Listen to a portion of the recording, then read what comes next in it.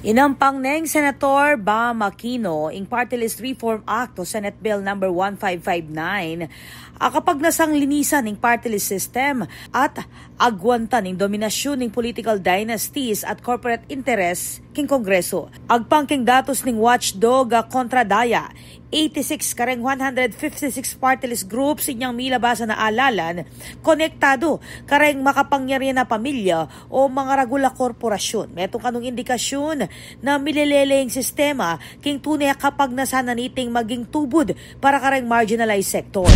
Yes, have that anger. Yes, have that outrage. But really try to deepen it. Make it into a commitment, a true commitment, not just to vote for better people, but really to push for systemic changes.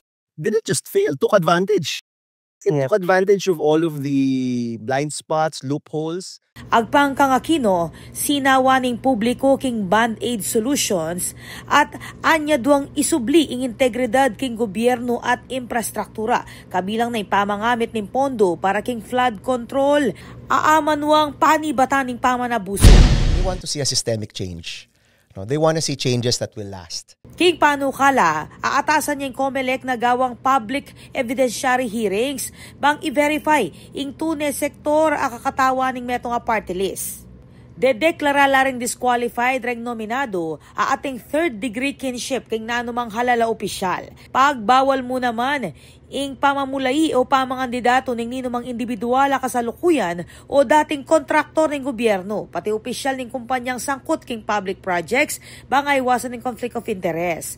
Kaya berin king Senate Bill No. 1559, ing pamagpalawak ng registration period dareng party list group, manibat 90 hanggang 120 days bayong eleksyon, ating pamagpalwal certified list of qualified organizations, ibat 60 hanggang 90 days bayo ing alalan. Kinulay siya Aquino king publiko at kapwa mambabatas na suportan yung reforma banga sigurado yung tunay boses dareng memale. That point na nangailangan yung bayan, hindi ka naduwag. Tumayo ka, tumindig, binigay mo yung lahat na makakaya mo and you offered genuine and real solutions for our people. Ako po, Patricia Mamangon para king News Force Pampanga. Balitang tutuking Balen, susuyo.